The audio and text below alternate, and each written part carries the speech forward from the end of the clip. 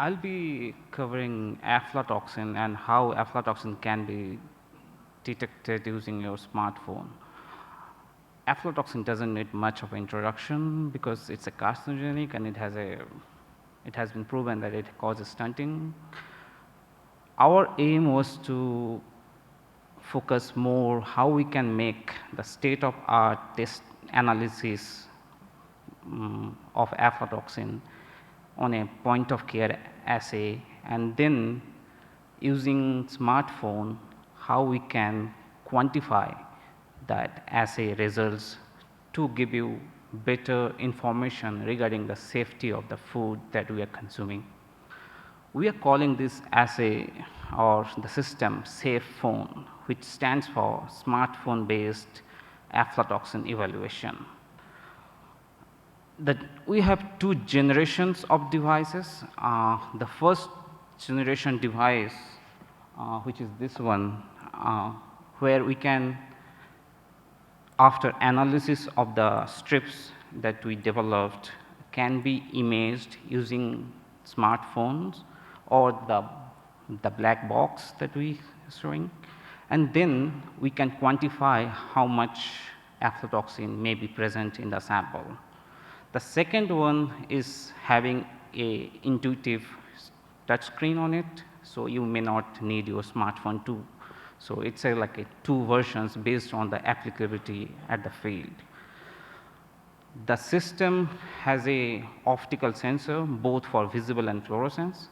So we are using both type of assays. One is gold nanoparticle based, the other is europium nanoparticle based. So the process starts with grinding of peanuts because the peanut sample is not homogeneous. So this is how we do it in our lab. So it's a 2 minutes video. After the peanuts are grinded, we extract aflatoxins from those peanuts. For extraction, we are using an extraction solvent, which is reported in literature. So we are using just extraction solvent, which requires mixing the ground peanuts with a solvent, and you just keep it for some time, so there will be separation of layers, and you take out top supernatant layers, and you dilute the extract with water because the extraction solution has interference with our assay, so we are minimizing that interaction. After dilution, this sample is applied onto the strips, and once applied, the sample moves forward. But after addition of sample, we also need to add chase buffer or running buffer to make the sample move. The conjugates present on the strips, they move forward and they give two line, kind of a pregnancy test, positive, negative thing. But what smartphone does, it quantifies those signal and tells you what will be the concentration of the sample. So it is not only a qualitative, but it's a quantitative assay. This is how sample moves. It will just take some time to move. Usually it takes 20 minutes, but I have fast forwarded 8 times, so it should. The C and T, these are the control line and test line, and there you should observe red lines because this is a gold nanoparticle based assay.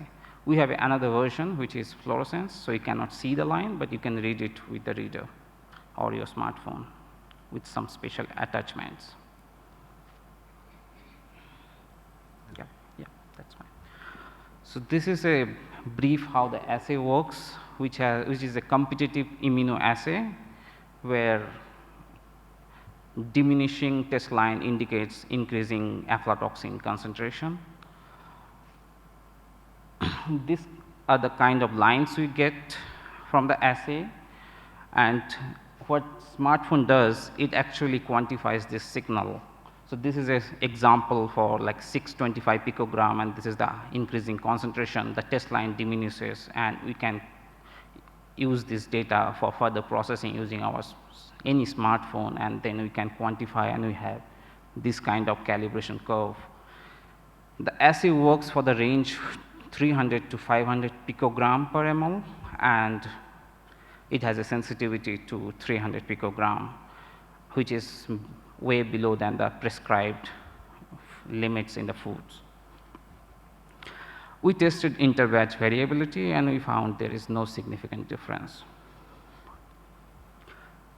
Then we tried to modify this assay because the breeder is shown that's suitable for lab applications. Then we try to modify the assay for the field, where we will add, like, we'll use pre-filled extraction solution bottle, where we will fill the bottle up to the mark with some ground peanuts, and then you'll add you'll count drops instead of 0.4 ml, 0.6 ml, and then we can, after testing, insert the strip into the reader or use your smartphone to get the results. And that's all I have to share. Thank you. I would like to acknowledge my group and our collaborators and the funding agency.